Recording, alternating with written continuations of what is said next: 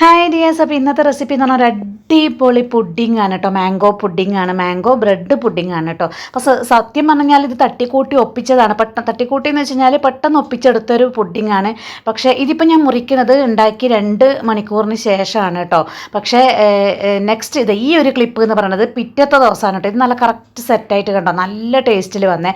ഇത് ഞാൻ ഈ ഒരു ക്ലിപ്പ് എന്ന് പറയുന്നത് ഞാൻ ഉണ്ടാക്കിയ ദിവസം തന്നെ 2 മണിക്കൂർ കൊണ്ട് മുറിച്ച് ടേസ്റ്റ് നോക്കിയതാണ് കേട്ടോ. അപ്പോൾ ഇത് സെറ്റായി വരുന്നേ ഉണ്ടായിരുന്നുള്ളൂ. പക്ഷേ രണ്ടാമത്തെ ദിവസം ഇത് ഭയങ്കര ടേസ്റ്റായിരുന്നു കേട്ടോ. അപ്പോൾ സംഭവം സത്യം പറഞ്ഞു കഴിഞ്ഞാൽ മാങ്ങ കുറച്ച് അധികം പഴുത്ത മാങ്ങ ഇവിടെ ഉണ്ടായിരുന്നു കേട്ടോ. പിള്ളേരത് അധികം പഴുത്ത ഇവർ കഴിക്കില്ല. അതേപോലെ തന്നെ ബ്രെഡ് കുറച്ചധികം ബാക്കിയുണ്ടായിരുന്നു. അപ്പോൾ ഞാൻ വിചാരിച്ചു അത് വെച്ച് പുഡിംഗ് ഉണ്ടാക്കാമെന്ന് കരുതിയിട്ടാണ് കേട്ടോ. സത്യം പറഞ്ഞാൽ ബ്രെഡ് കൊണ്ടുള്ള പുഡിങ്ങൊന്നും ഇവർ കഴിക്കാറില്ല. എന്നാലും ഞാൻ എനിക്കിഷ്ടമുള്ളതുകൊണ്ട് ഉണ്ടാക്കിയെന്ന് മാത്രം കേട്ടോ. അപ്പോൾ ഞാനിത് കഴിച്ച് നോക്കിയപ്പോൾ എനിക്ക് ഭയങ്കര ഇഷ്ടപ്പെട്ടു. ഇത് ആദ്യത്തെ ദിവസത്ത്. ഇതിപ്പോൾ രണ്ടാമത്തെ ദിവസം ഞാൻ പറഞ്ഞല്ലോ, അത് ഞാൻ നന്നായി സെറ്റായ സമയത്ത് നോക്കി ഇത് കാണുമ്പോൾ തന്നെ ഭയങ്കര രസമില്ലേ. ഇത് എൻ്റെ മോനൊരു കഷ്ണം വെറുതെ കഴിച്ച് നോക്കിയപ്പോൾ അവന് ഭയങ്കര ഇഷ്ടപ്പെട്ടു എന്ന് പറഞ്ഞത് രണ്ടാമത് വന്ന് വാങ്ങിക്കുക കേട്ടോ. ബ്രെഡ് വെച്ചിട്ടുള്ള ഇങ്ങനെയുള്ള ഐറ്റംസ് ഒന്നും ഇവർ കഴിക്കാത്തത്. പക്ഷേ ഇതെന്തോ ഭയങ്കര ഇഷ്ടപ്പെട്ടു. കാരണം പിറ്റത്തെ ദിവസം ആകുമ്പോഴേക്ക് ശരിക്കും ആ ബ്രെഡൊക്കെ ആ മാംഗോ സിറപ്പിലൊക്കെ നന്നായി കുതിർന്ന് വിപ്പിംഗ് ക്രീമും എല്ലാം കൂടി ആയപ്പോൾ ഭയങ്കര ടേസ്റ്റ് ആയിരുന്നു കേട്ടോ.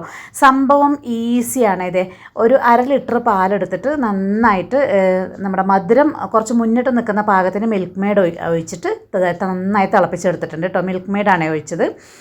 പിന്നെ ഇത് ഞാൻ പറഞ്ഞില്ല, ഒരുപാട് നന്നായിട്ട് പഴുത്ത മാങ്ങയുണ്ടായിരുന്നു. അത് കുറച്ച് ഇതുപോലെ വലിയ വലിയ പീസുകളായിട്ട് റഫായിട്ട് അങ്ങോട്ട് കട്ട് ചെയ്ത് വെച്ചു. കുറച്ചത് ചെറിയ ബൗളിനകത്ത് ഗാർണിഷിങ്ങിന് വേണ്ടിയിട്ട് ഇത് വേറെയും കട്ട് ചെയ്ത് വെച്ചു കേട്ടോ.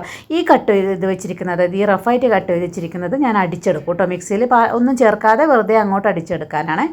അപ്പോൾ ആ നേരം കൊണ്ട് ഞാൻ പാലൊന്ന് തണുത്തോട്ടെ എന്ന് വെച്ചിട്ട് വെള്ളത്തിനകത്ത് ഇറക്കി വെച്ചിട്ടുണ്ട് കേട്ടോ. അപ്പോൾ മധുരം മിൽക്ക് മെയ്ഡ് ഇല്ലെങ്കിൽ പഞ്ചസാരയും ചേർക്കാം കേട്ടോ. ഇനി അത് അവിടെ നിന്ന് തണുക്കുന്ന സമയം കൊണ്ട് ഞാനിത് 1 കപ്പ് നമ്മുടെ വിപ്പിംഗ് ക്രീം എടുത്ത് വെച്ചിട്ടുണ്ട്. അതൊന്ന് അടിച്ചെടുക്കണം നന്നായിട്ട്. അപ്പോൾ ഇതേ ഞാൻ നമ്മുടെ മാങ്ങ റഫായിട്ട് ചോപ്പ് ചെയ്ത മാങ്ങ നന്നായിട്ട് അടിച്ചെടുത്തിട്ടുണ്ട് കേട്ടോ. ഇതിനകത്തൊന്നും ചേർത്തിട്ടില്ല, വെറുതെ മാങ്ങ മാത്രം. കാരണം അത്രയും നല്ല പഴുത്ത നല്ല മധുരമുള്ള മാങ്ങയായിരുന്നേ. വിപ്പിംഗ് ക്രീം ഉണ്ടോ, ഞാനിത് ഈ ഒരു പാകത്തിന് അടിച്ചെടുത്തു. നമ്മൾ കേക്കിനൊക്കെ അടിച്ചെടുക്കുന്ന പോലെ തന്നെയാണ്. ഇങ്ങനെ കമഴ്ത്തി കഴിഞ്ഞാൽ അത് വീഴാൻ പാടില്ല. അതാണ് നമ്മൾ കേക്കിനെ തന്നെ പാകത. ഇങ്ങനൊരു സ്റ്റിഫായി നിൽക്കുന്ന പരുവത്തിലാണ് കേക്കിന് നമ്മൾ എടുക്കുക. അതായത് കണ്ടോ, ഇങ്ങനെ നിൽക്കണം. അതാണ് നമ്മൾ കേക്കിനൊക്കെ നമ്മൾ അടിച്ചെടുക്കുക. ആ ഒരു പാകത്തിന് ഞാനിത് അടിച്ചെടുത്തിട്ടുണ്ട് കേട്ടോ. അപ്പോൾ അതെല്ലാം സെറ്റായി കഴിഞ്ഞാൽ നമുക്ക് അറേഞ്ച് ചെയ്യാനുള്ള പരിപാടിയേ ഉള്ളൂ. അപ്പോൾ ഇതേ ബ്രെഡ് സൈഡൊക്കെ ഒന്ന് കളഞ്ഞെടുക്കുന്നുണ്ട് കേട്ടോ. ഇതിന് ഞാൻ സാധാരണ ഇവിടെ നമ്മുടെ വീറ്റ് ബ്രെഡാണ് മേടിക്കാറ്. ഇത്തവണ വൈറ്റ് ബ്രെഡ് തന്നെ വാങ്ങിച്ചിട്ടുണ്ടായിരുന്നു. അപ്പോൾ അത് ആകുമ്പം കുറച്ചുകൂടി ടേസ്റ്റ് ആണല്ലോ എന്ന് വെച്ചാൽ ഈ പുഡിങ് ഉണ്ടാക്കാൻ നിന്ന് കേട്ടോ. അപ്പോൾ ഇതേ നമ്മുടെ അടിച്ചെടുത്ത മാങ്ങയുണ്ടല്ലോ, അത് നമ്മുടെ ആ പാലും മിൽക്ക് മെയ്ഡും കൂടെ തിളപ്പിച്ചിട്ടില്ലേ, അതിനകത്ത് നന്നായിട്ട് ചേർത്ത് കൊടുത്തിട്ട് ആ പാലിൽ ശരിക്കും മാങ്ങയുടെ ടേസ്റ്റ് മൊത്തം വരണം കേട്ടോ. അപ്പോൾ അതിനനുസരിച്ച് എത്രത്തോളം വേണോ അത്രയും മാങ്ങ നിങ്ങൾ അടിച്ചെടുത്തത് ആ പാലിലാണ് ചേർത്ത് കൊടുക്കുന്നത് കേട്ടോ. ഈ പുഡിങ്ങിൻ്റെ ടേസ്റ്റ് എന്ന് പറയുന്നത് ഇതാണ്. അപ്പോൾ അത്രയും മാങ്ങ നിങ്ങൾ ഇതിനകത്ത് ചേർത്ത് കൊടുക്കണം. അപ്പോൾ വായിൽ വെച്ച് നോക്കുമ്പോൾ നല്ല മാങ്ങയുടെ ഫ്ലേവർ ഇരിക്കണം കേട്ടോ. അപ്പോൾ അതിന് കണക്കായിട്ട് ഞാൻ ചേർത്ത് കൊടുത്ത് പാല് നന്നായിട്ട് മിക്സ് ചെയ്തെടുത്തു കേട്ടോ, മാങ്ങയും അതും കൂടിയിട്ട്.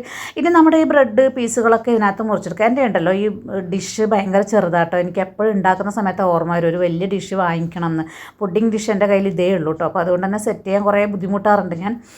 അപ്പോൾ ആ ഉള്ളത് വെച്ച് ഞാൻ ഉണ്ടാക്കിയെടുക്കുകയാണ് കേട്ടോ. അപ്പോൾ ഇതേ നമ്മുടെ ബ്രെഡിൻ്റെ മേലെ ആ സിറപ്പൊക്കെ ഒഴിച്ചു കൊടുത്ത് ഒന്ന് ഫോർക്ക് കൊണ്ട് കുത്തി കൊടുത്താൽ നമുക്ക് ആ സിറപ്പൊക്കെ ബ്രെഡിൽ നന്നായി കുടിക്കും. പിന്നെ നമുക്ക് ഈ വിപ്പിംഗ് ക്രീം നന്നായിട്ടൊന്ന് സെറ്റ് ചെയ്തെടുക്കുക. ഇത് കുറച്ച് ബുദ്ധിമുട്ടുള്ള പണി തന്നെയാണ്. കാരണം നമ്മൾ ലൂസായി കിടക്കുന്ന സിറപ്പിൻ്റെ മേലെയല്ലേ വിപ്പിംഗ് ക്രീം ഇട്ടത്. അപ്പോൾ അതൊന്ന് പരത്തിയെടുക്കാൻ കുറച്ച് പണിയെടുക്കും. എന്നാലും നല്ല നീറ്റായിട്ട് പരത്തിയെടുക്കുക. എന്നിട്ട് നമ്മൾ അരിഞ്ഞു വെച്ച മാങ്ങയില്ലേ, അത് നന്നായിട്ട് ഇതുപോലെ ഗാർണിഷ് ചെയ്ത് കൊടുക്കുക.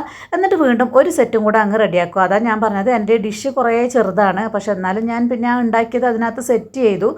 ആദ്യത്തെ പോലെ തന്നെ ബ്രെഡ് വെച്ചു, മാംഗോ സിറപ്പ്, അതായത് പാലും കൂടി ചേർത്തിട്ടുള്ള മാംഗോ സിറപ്പ് ഒഴിച്ചു കൊടുത്തു. എന്നിട്ട് നമ്മുടെ വിപ്പിംഗ് ക്രീം വെച്ചിട്ട് മാക്സിമം പറ്റുന്ന വിധത്തിൽ വിപ്പിംഗ് ക്രീം എല്ലാവരുടെയും നന്നായിട്ട് സ്പ്രെഡ് ചെയ്തു. അരിഞ്ഞു വെച്ച മാങ്ങ കഷ്ണങ്ങൾ ഇട്ടു. സംഭവം ഇത്രയേ ഉള്ളൂ കേട്ടോ. എന്നിട്ട് നമ്മളിത് നന്നായിട്ട് സെറ്റ് ചെയ്യാൻ വെക്കുക. ഞാൻ ഏകദേശം ഒരു 3 മണിക്കൂറായപ്പോഴാണ് ഞാൻ ഇത് എടുത്ത്, ഞാൻ പറഞ്ഞല്ലോ ഇത് ഫസ്റ്റ് ക്ലിപ്പ്. അപ്പോൾ സെക്കൻഡ് ഡേ ആയപ്പം അടിപൊളി ടേസ്റ്റ് ആയിരുന്നു കേട്ടോ. അപ്പോൾ ഒന്ന് ട്രൈ ചെയ്ത് നോക്കിക്കോളൂ കേട്ടോ.